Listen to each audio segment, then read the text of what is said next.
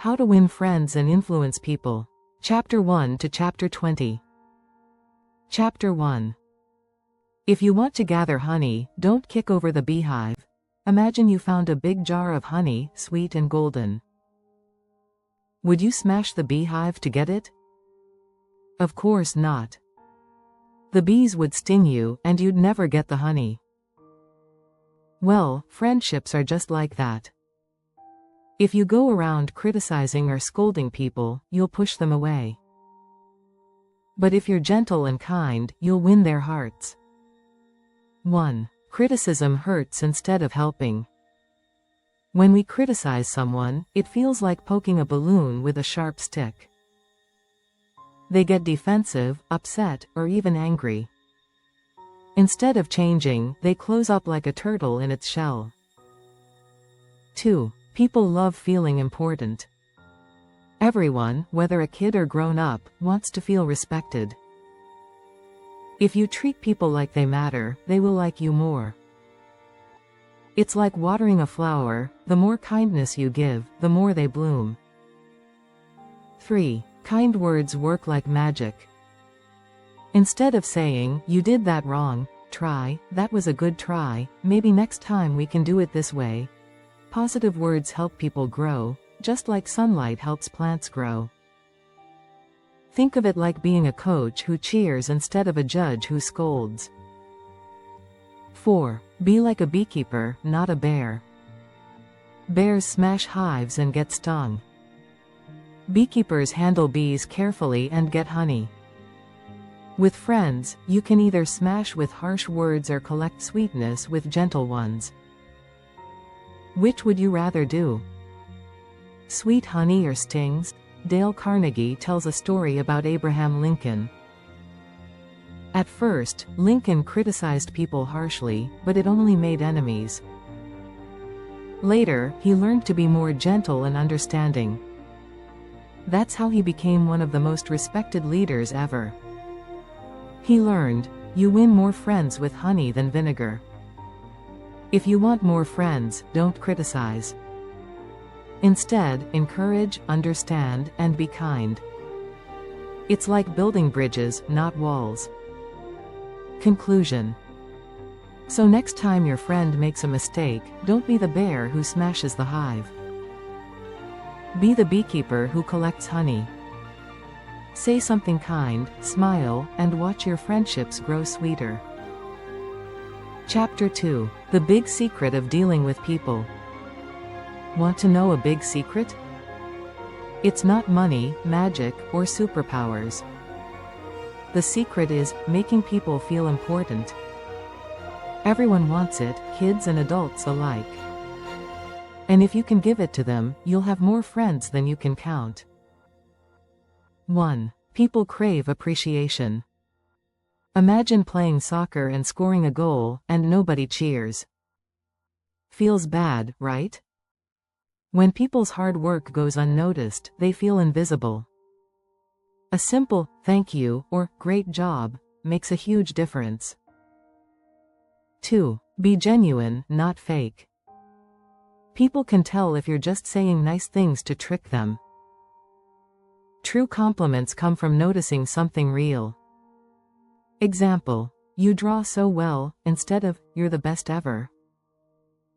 3. A little praise goes a long way. Even small things, like saying, "Thanks for helping," light up someone's day. Think of compliments as sprinkles on ice cream, tiny but make everything better. 4. Respect is the golden key. Treating people with respect makes them feel special. It's like handing them a crown and saying, "You matter." Carnegie shares about Charles Schwab, a steel company leader. His secret? He didn't scold workers. He praised them. He once gave a worker a bonus just for doing a good job, and that motivated everyone else to do better too. Say, "Thank you," often. Give real compliments. Treat everyone like they matter. Conclusion. Remember, every person wants to feel special. Be the one who makes them shine. Try it today. Give someone a real compliment. Chapter 3. He who can do this has the whole world with him. He who cannot walks a lonely way. Want to know the number one trick to making friends fast? It's so simple, but most people forget it. Ready? Here it is. Try to see things from the other person's point of view. 1. Everyone has feelings. People aren't robots, they think, feel, and worry just like you. When you understand their side, they feel cared for. 2. Arguments don't work. When we argue, both sides just get madder. But if you say, I understand how you feel, the walls come down. 3. Show empathy. Empathy equals stepping into someone's shoes. If your friend loses a toy, don't laugh. Say, I know you're sad, I'd feel the same. 4. Understanding builds trust.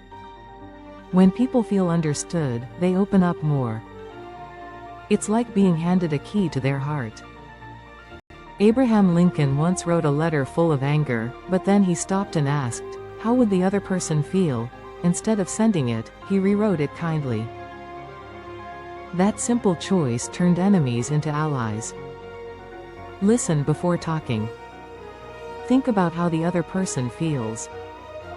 Show kindness, even in disagreements. Today, try stepping into someone else's shoes.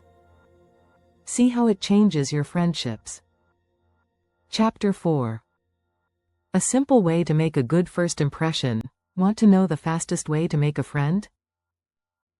It's not buying them candy or toys. It's free, and you can do it right now, just smile. 1. Smiling is universal. No matter where you go in the world, a smile means the same thing.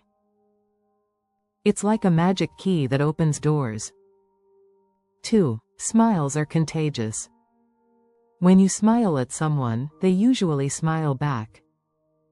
It spreads happiness like dominoes falling.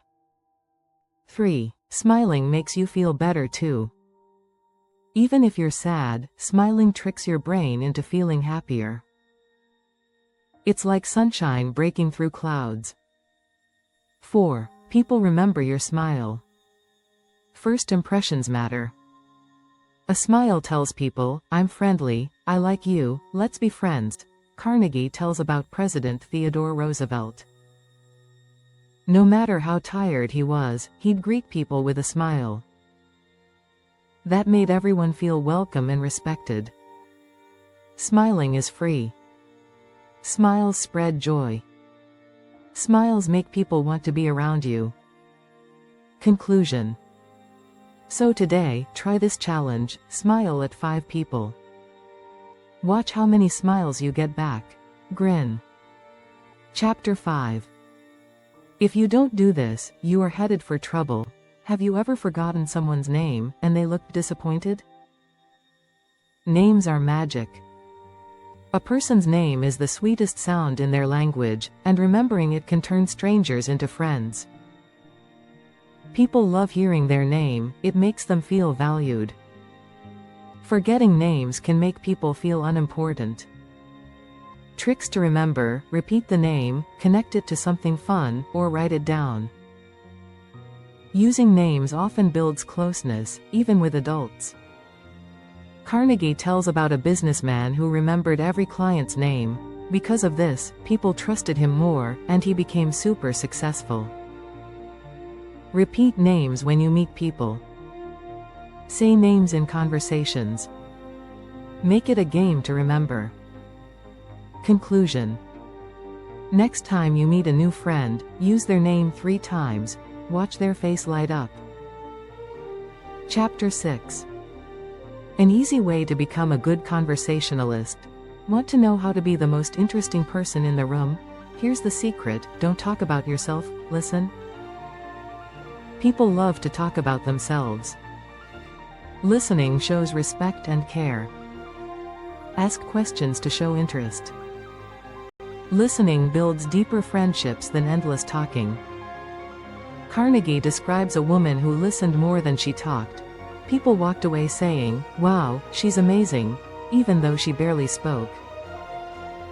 Ask friends about their day. Listen without interrupting. Show you care with your ears, not just your words.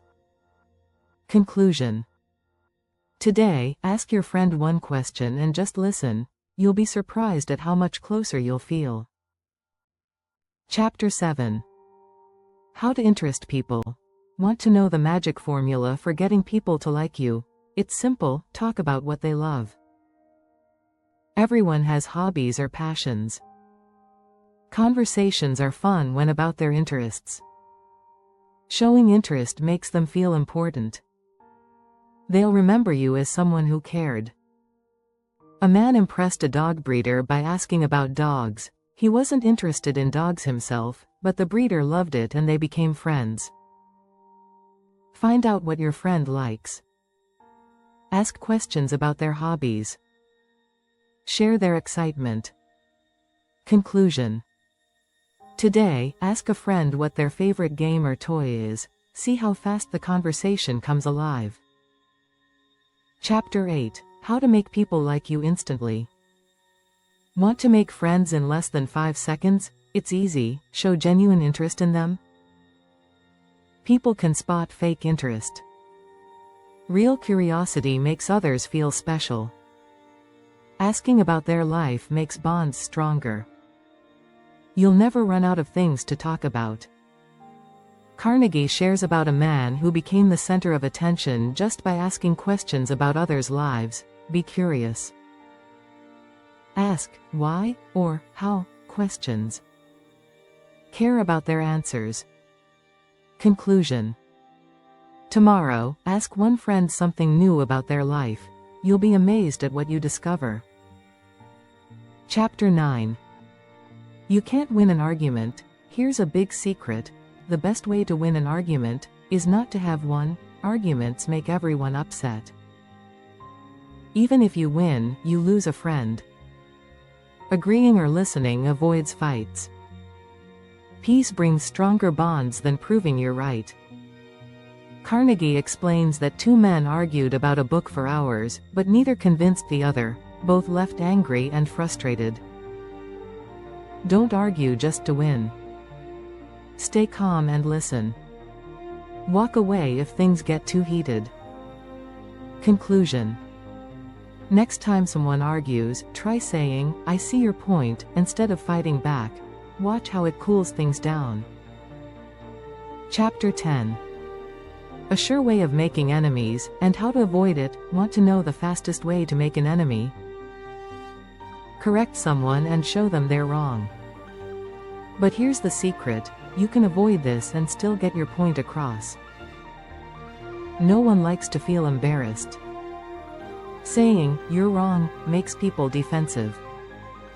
Gentle suggestions work better than blunt corrections. People change their minds more when respected. Carnegie shares how a man stopped saying, "You're wrong," and instead asked questions. People started listening to him instead of arguing. Don't rush to correct friends. Ask questions instead of arguing. Be gentle, not harsh. Conclusion. Next time someone makes a mistake, try saying, "That's interesting, what about this?" Instead of, "You're wrong, thank you for watching." Like, subscribe for Chapter 11 to Chapter 20.